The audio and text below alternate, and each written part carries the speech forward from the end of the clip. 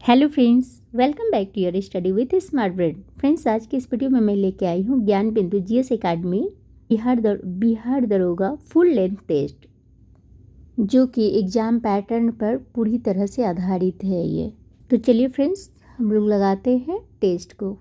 Friends, शुरू से लेके अंत तक आप लोग बने रहिए, क्योंकि आप लोग को मालूम ही होगी कि ये रोशन सर के द्वारा टेस्ट ली गई है और ये कितना इम्पोर्टेंट होती है। तो चलिए, धूपगढ़ी की चोटी अवस्थित है। धूपगढ़ी की चोटी कहाँ अवस्थित है? तो ये होगी आपको सतपुड़ा की पहाड़ी में है। और ये सतपुड़ा की पहाड़ी कहाँ है? तो ये मध्य प्रदेश में है, ये भी याद रखिएगा। निम्नलिखित में से कौन सी नदी विभ्रंश घाटी से होकर बहती है? तो कौन सी नदी विभ्रंश घाटी से होकर बहती है? तो ये बहती है आपको नर्मदा। नेक्स्ट क्या है? निम्नलिखित में से कौन सा जलप्रपात राजस्थान में नहीं है? तो जो कौन सा जलप्रपात राजस्थान में नहीं है? तो ये हो गया आपको चेन्ना जो है ना, राजस्थान में नहीं है। ये चेन्ना जो है, ये जलप्रपात जो है ना, नर्मदा नदी पर मध्य प्रदेश में है। और इसकी ऊंचाई जो है 183 मीटर है। तो ये भी याद रखिएगा। और चुलिया जो है ना, ये आपको होगी आपको चंबल नदी पे, और इसकी ऊंचाई होगी 18 मीटर। अब पुनासा हो गया, ये भी है चंबल नदी पे। नेक्स्ट क्वेश्चन क्या है? भारत में औसत वार्षिक वर्षा कितना होती है? तो भारत में औसत वार्षिक वर्षा कितनी होती है? तो ये होगी आपको 125 सेंटीमीटर। गंगा ब्रह्मपुत्र घाटी किस फसल के उत्पादन के लिए प्रसिद्ध है? तो ये किसके लिए प्रसिद्ध है? तो ये होगी आपको जूट के लिए। नेक्स्ट क्वेश्चन क्या है? आपातानी सिंचाई प्रणाली कहाँ प्रचलित है? तो ये कहाँ प्रचलित है? तो ये होगी आपको अरुणाचल प्रदेश में। आपाताई सिंचाई पद्धति हिमाचल प्रदेश के अंतर्गत अरुणाचल प्रदेश में से संबंधित है। निम्नलिखित में से कौन सा विकल्प सत्य है? तो ये कौन सी विकल्प यहाँ पे सत्य है? तो ये होगी आपको सी, अलमट्टी कहाँ है? तो ये कावेरी में, अलमट्टी है आपको कावेरी में। राज्यों एवं संघ राज्य क्षेत्र दोनों में सर्वाधिक सड़क घनत्व है। इसमें किसमें सबसे ज़्यादा सड़क का घनत्व है? तो ये हो गया आपको दिल्ली।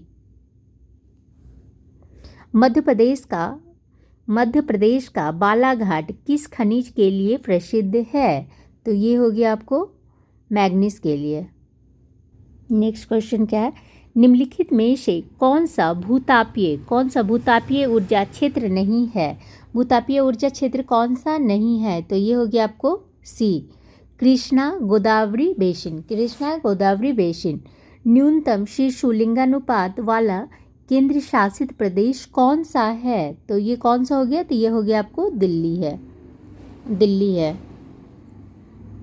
अलांग सोसिया क्या है? ये अलांग सोसिया क्या है? तो ये हो गया आपको जहाज पुनरावर्तन कारखाना है।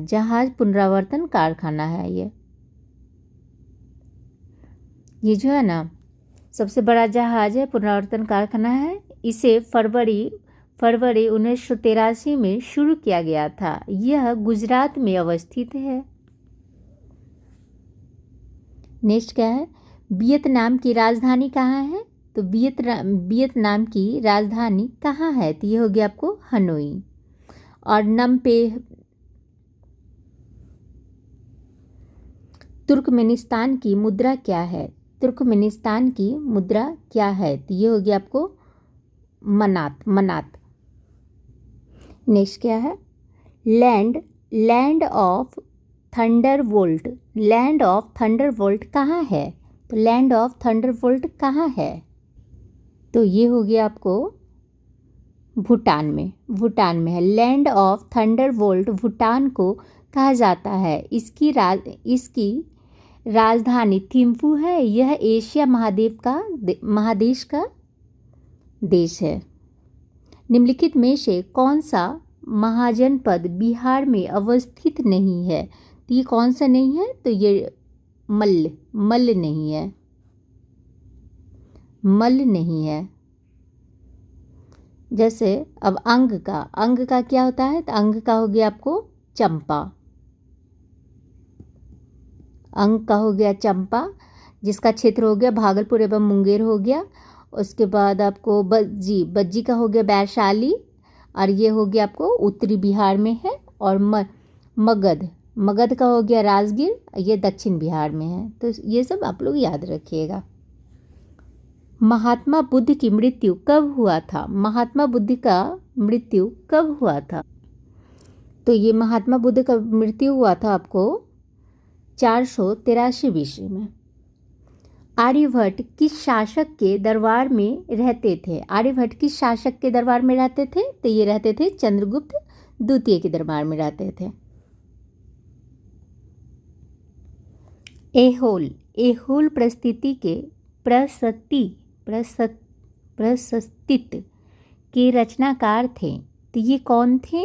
तो ये हो गया आपको रवि कृति। एहोल अभिलेख चाणक्य राजवंश के शासक पुलकेशिन द्वितीय से संबंधित है।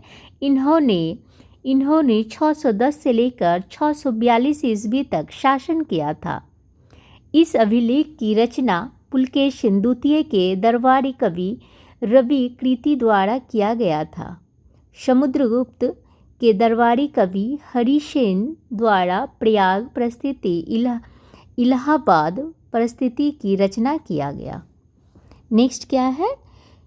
कैलाश मंदिर एलोरा निर्मित है किसके द्वारा? तो ये हो गया आपको बेशर शैली में। बलवन की रक्त और लोह नीति को त्यागने वाला पहला मध्यकालीन शासक था। तो ये कौन था पहला मध्यकालीन शासक? तो ये हो गया आपको जलालुद्दीन फिरोज खिलजी। बलवन की रक्त और लोह की नीति त्याग कर इसने उदार नीति अपनाई और मध्यकाल का पहला शासक बना, जिसने जनता की इच्छा को शासन का आधार बनाया। वस्तुतः जलालुद्दीन में हस्तक्षेप की नीति को अपनाया। इसको भी याद रखोगे। ओके, अब नेक्स्ट क्या है? बुंदेला राजपूतों का विद्रोह किस मुगल शासक के समय में हुआ था? तो ये किसके शासन के समय में हुआ था? तो ये हो गया आपको शाहजहां के समय हुआ था। मुगल बादशाह शाहजहां 1628 से लेकर 1658 ईस्वी के समय हुए थे। बुंदेला राजपूतों का विद्रोह हुआ था। खान ए जहां लोदी का विद्रोह हुआ था। पुर्तगालियों का भी विद्रोह हुआ था। सिख विद्रोह हुआ था। इसमें 1628 ईस्वी में बुंदेला सरदार जुझर सिंह के नेतृत्व में बंदेलों ने शाहजहां के विरुद्ध विद्रोह कर दिया था। आप लोग ये सबको याद। नेक्स्ट क्वेश्चन क्या है? निम्नलिखित में से किसका संबंध लॉर्ड इरविन से नहीं है? तो किसका संबंध लॉर्ड इरविन से नहीं है? तो ये हो गया आपको द्वितीय गोलमेज सम्मेलन का नहीं है लॉर्ड इरविन। राष्ट्रवादी एहरार आंदोलन किसके द्वारा प्रारंभ किया गया था? ये किसके द्वारा प्रारंभ किया गया था? ये मजहर उल हक के द्वारा प्रारंभ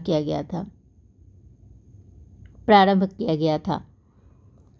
7 अगस्त 1942 को कांग्रेस की बैठक ग्वालियर टैंक बम्बई में हुई थी। इसकी अध्यक्षता किए थे। इसकी अध्यक्षता किसने किया था? तो ये किया था आपको अब्दुल कलाम आज़ाद ने किया था। 7 अगस्त 1942 को कांग्रेस की बैठक बम्बई के ऐतिहासिक ग्वालियर टैंक में हुई थी। इसकी अध्यक्षता अब्दुल कलाम आज़ाद ने की थी। यह बैठक भारत छोड़ो आंदोलन से संबंधित है। इसमें गांधी जी भारत छोड़ो का नारा दिया था। उसके बाद भारत छोड़ो आंदोलन 9 अगस्त 1942 को शुरू हुआ था। सो ये भी आप लोग याद रखोगे।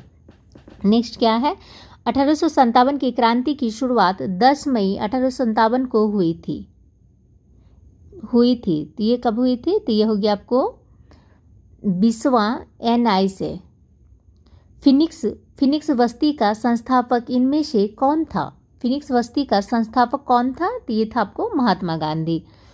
व्यक्तिगत सत्याग्रह के संबंध में कौन सा विकल्प सही है? तो कौन सा विकल्प सही है इसमें?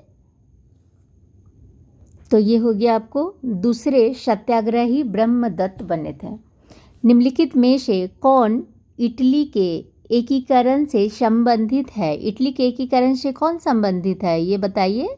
तो ये हो गया आपको मैटरनिक।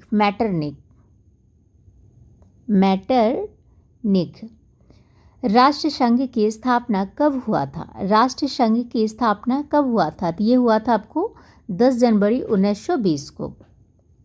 सर्वाधिक मत प्राप्ति के आधार पर जीत भारतीय चुनाव प्रणाली में किस देश से ग्रहण किया गया है? तो ये किस कारण से किया गया है? तो ये हो गया आपको ब्रिटेन से।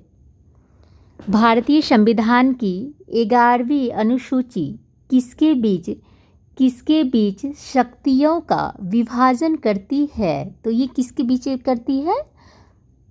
तो ये हो गया आपको संघ और पंचायत के बीच। संघ और पंचायत के बीच करती है। 11वीं अनुसूची में पंचायती राज व्यवस्था का विवरण निहित है। ठीक है, इसके अंतर्गत राज्य सरकार को 29 विषय दिया गया है। 11वीं अनुसूची राज्य विधानसभा और पंचायत के बीच शक्ति का विभाजन करता है। और ये भी आप लोग याद रखिएगा। ठीक है, नेक्स्ट क्या है? तो निवारक निरोध कानून उल्लेखित है। निवारक निरोधक कानून उल्लेखित है किसमें है? तो ये हो गया स्वतंत्रता के अधिकार के अंतर्गत।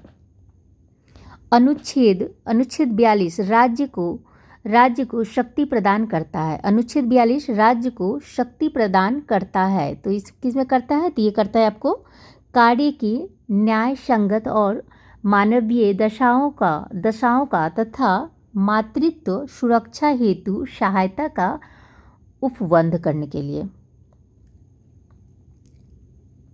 नेक्स्ट क्या है? राज्यपाल का मुख्य सलाहकार कौन होता है? तो राज्यपाल का मुख्य सलाहकार कौन होता है? तो ये हो गया आपको मुख्यमंत्री होते हैं, जो कि अनुच्छेद 163 में है। अनुच्छेद 163 यह प्रावधान करता है कि राज्यपाल को सलाह देने के लिए राज्य मंत्रिमंडल होगा, जिसका मुखिया कौन होता है? तो मुख्यमंत्री होता है। मुख्यमंत्री राज्यपाल और राज्य विधानमंडल के बीच एक सेतु का कार्य करता है, यानी मुख्यमंत्री राज्यपाल का मुख्य सलाहकार होता है। नेक्स्ट क्या है? भारत में महिलाओं को पहली बार मताधिकार कब प्राप्त हुआ था? तो ये कब हुआ था? तो ये हो गया था आपको 1926 में। विश्व में सर्वप्रथम महिलाओं को मताधिकार प्रदान करने वाला पहला देश था न्यूजीलैंड बना, जो कि 1893 में। इनमें से कौन संविधान सभा की प्रारूप समिति का सदस्य नहीं था? तो ये कौन नहीं था? तो ये हो गया आपको B.N. राव। निम्न में से राज्य सूची का विषय नहीं है। राज्य सूची का विषय कौन सा नहीं है? तो ये हो गया सीमा कर जो है ना, राज्य सूची का विषय नहीं है। सो आप लोग याद रखोगे। ठीक है, निम्नलिखित में बिना संसद सदस्य हुए भी उसके कार्रवाई में भाग लेने तथा सदन में बोलने का प्राधिकार प्राप्त होता है। तो ये किनको होता है? तो ये हो गया आपको महान्यायवादी को। महान्यायवादी के बारे में क्या है, तो ये जो है ना महान्यायवादी 88 में है, अनुच्छेद 88 में है। महान्यायवादी को यह अधिकार प्रदान करता है कि वह बिना किसी सदन के सदस्य नहीं होते हुए भी वे सदन के बैठक में भाग ले सकते हैं। ठीक है, सो याद रखोगे आप लोग। नेक्स्ट क्या है, नेक्स्ट क्वेश्चन है, निम्नलिखित में से कौन सा मामला उच्चतम न्यायालय के मूल अधिकारिता की श्रेणी में नहीं आता है, तो ये कौन नहीं आता है, तो ये हो गया आपको बी हो गया, अंतर्राज्यीय जल विवाद। निम्नलिखित में से किस राज्य की राजभाषा प्रतिनिधित्व सर्वाधिक है, तो ये कहाँ की भाषा है, सर्वाधिक है, तो ये हो गया आपको तमिलनाडु का कितना है यहाँ पे एक मिनट, निम्नलिखित में से किस राज्य की राज्यसभा प्रतिनिधित्व सर्वाधिक है, तो ये हो गया आपको तमिलनाडु का। और बिहार का राज्य कितना है, तो बिहार का हो गया आपको 16, और तमिलनाडु का बोला जा रहा है, तमिलनाडु का हो गया आपको 18, और पश्चिम बंगाल का हो जाता है 16, कर्नाटक का हो गया 12। केंद्रीय प्रशासनिक अधिकरण का गठन कब किया गया, तो ये कब किया गया है, तो ये किया गया है 1985 में। प्रथम बार लोक लेखा समिति के अध्यक्ष के रूप में किसे मनोनीत किया गया था, तो ये किसे मनोनीत किया गया था, तो ये किया गया था आपको मीनू मसानी को किया गया था। नेक्स्ट क्वेश्चन क्या है, किसी देश की आर्थिक समृद्धि का सर्वाधिक उपयुक्त मापदंड क्या होती है, तो ये क्या होती है, तो ये हो गया आपको प्रति व्यक्ति आय। राष्ट्रीय आय लेखांकन का जन्मदाता किस अर्थशास्त्री को माना जाता है, तो ये किस अर्थशास्त्री को माना जाता है, तो ये हो गया आपको साइमन कुंजनेट्स। नेक्स्ट क्या है, तो प्राथमिक घाटा क्या है, तो ये हो गया आपको राजकोषीय घाटा माइनस सरकार द्वारा ब्याज भुगतान।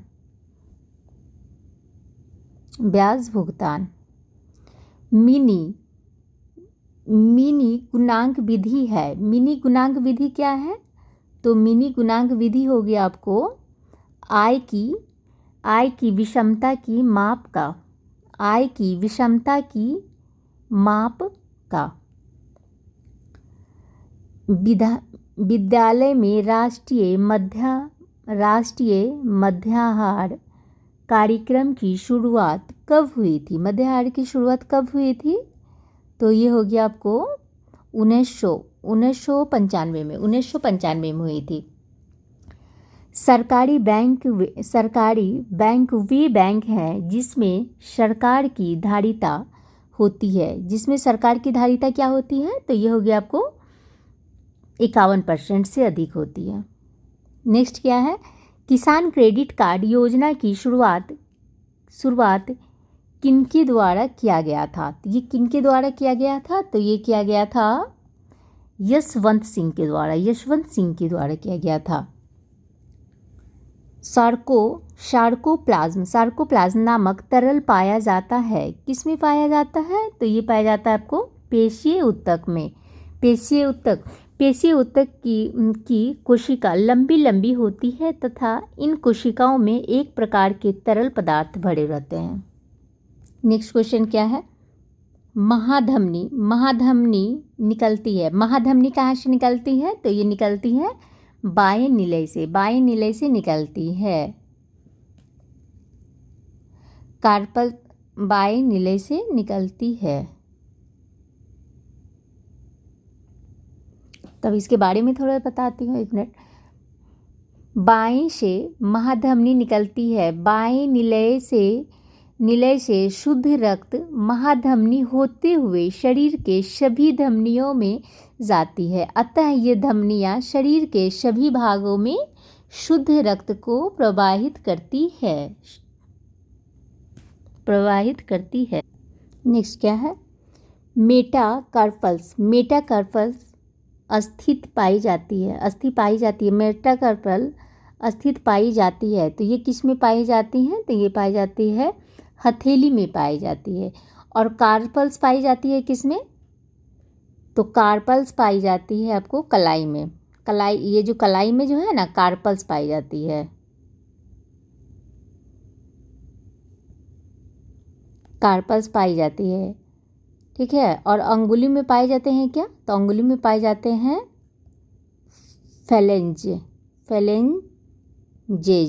फैलेंजेस पाए जाते हैं।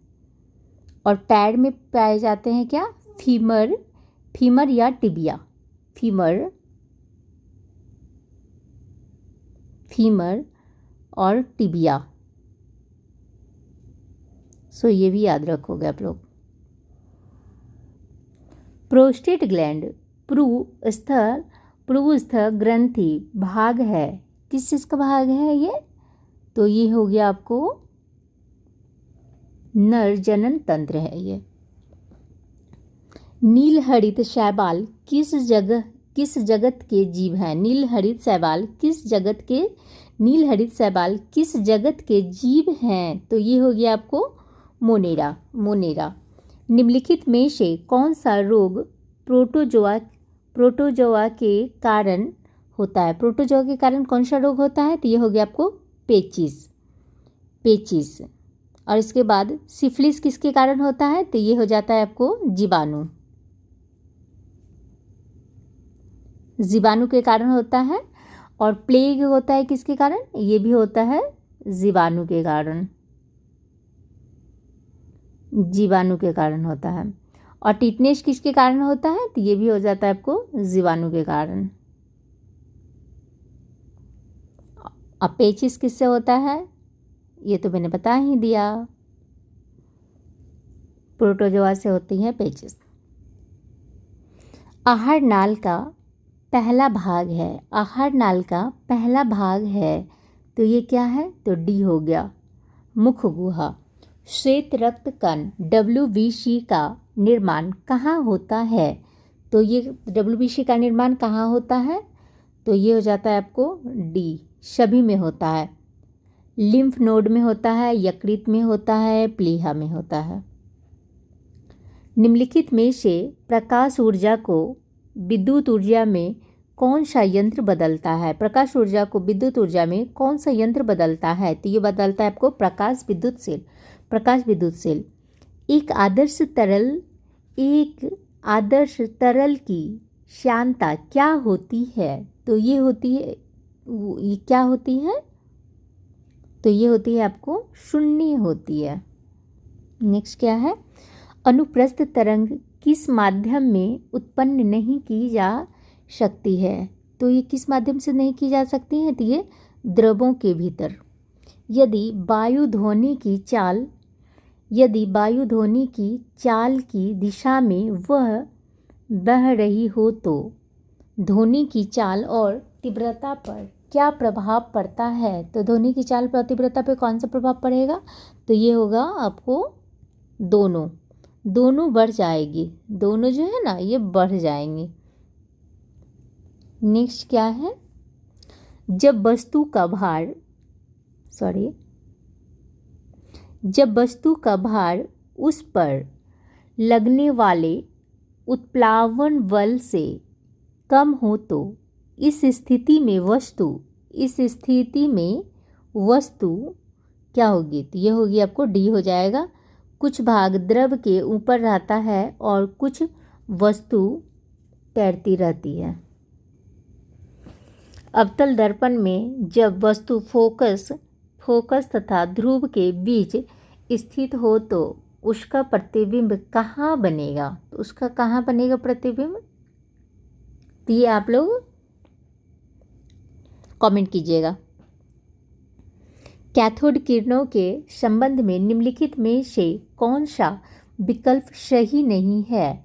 तो ये कौन सा विकल्प सही नहीं है? तो ये हो गया आपको सी। ये किरणें धनावेशित होता है। नेक्स्ट क्या है?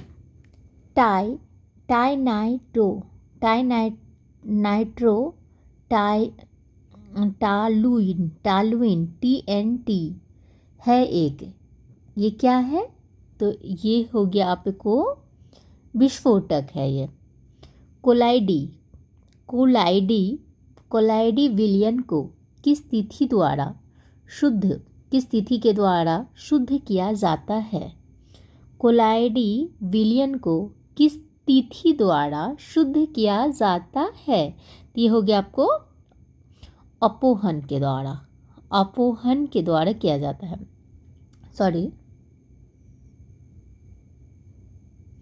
अपोहन के द्वारा किया जाता है।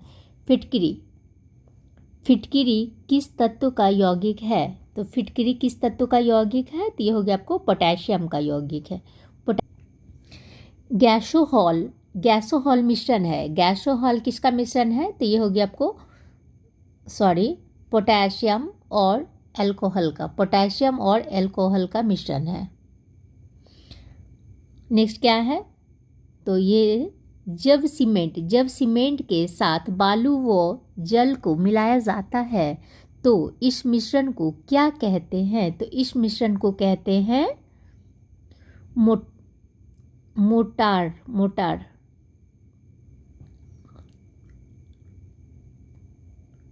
Mortar.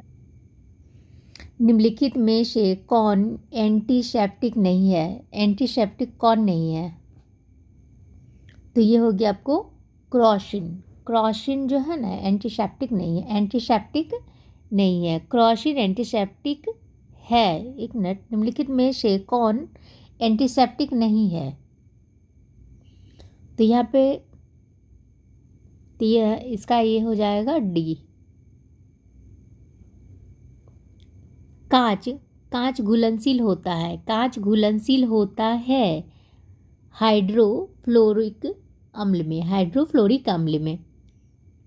State form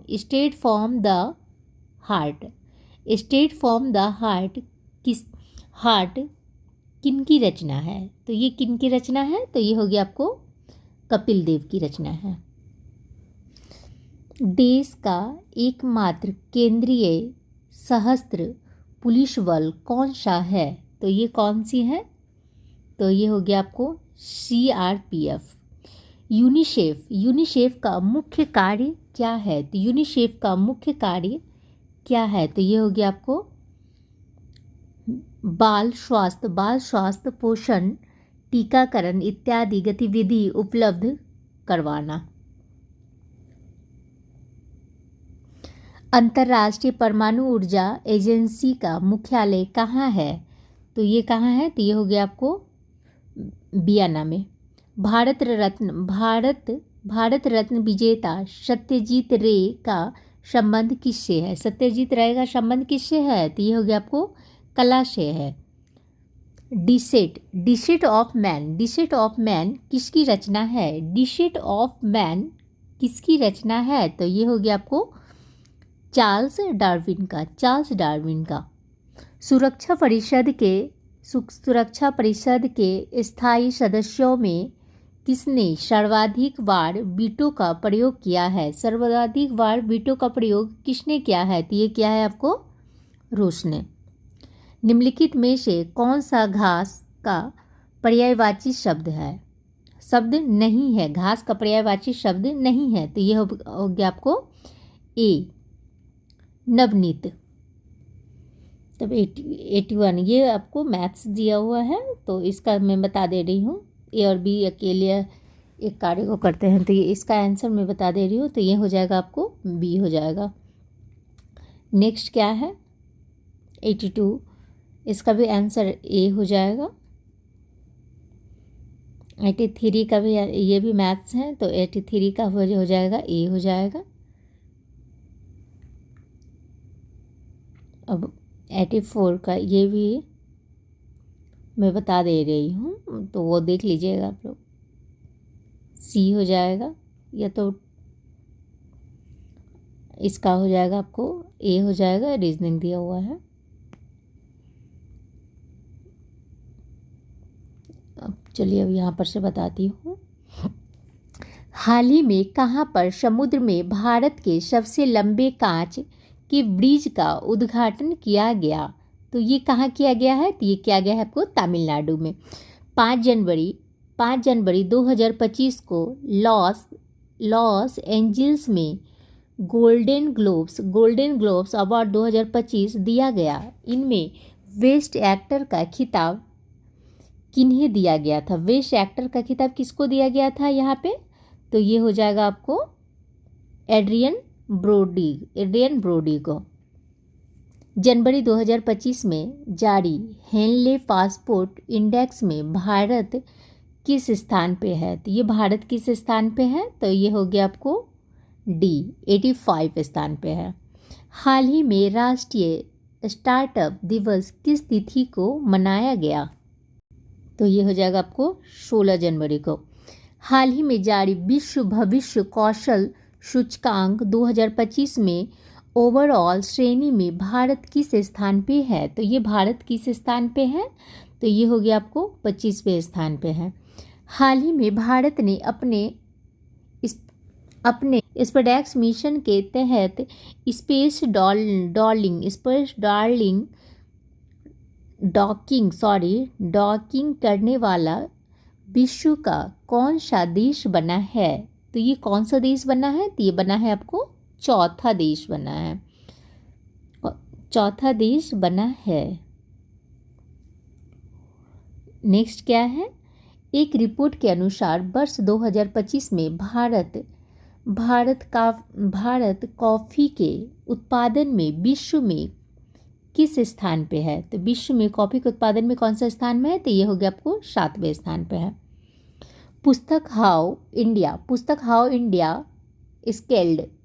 scaled mouth G20 के लेखक हैं। कौन है इसके लेखक? कौन है G20 के लेखक? कौन है बताइए, आप लोग कमेंट कीजिए जल्दी से। तो ये हो गया आपको अमिताभ कांत। किस तिथि को राष्ट्रीय मतदान दिवस के रूप में मनाया गया है? तो किस तिथि को मनाया गया है राष्ट्रीय मतदान के दिवस में? ये हो गया आपको 25 जनवरी को मनाया गया है। हाल ही में जारी ग्लोबल फायर पावर इंडेक्स 2025 में भारत किस स्थान पे है? तो भारत किस स्थान पे है बताइए जल्दी से। तो ये हो गया आपको चौथा स्थान पे है। जनवरी 2025 में भारत के किन 2 शहरों को आर्द्रभूमि शहरों की वैश्विक सूची में शामिल किया गया है?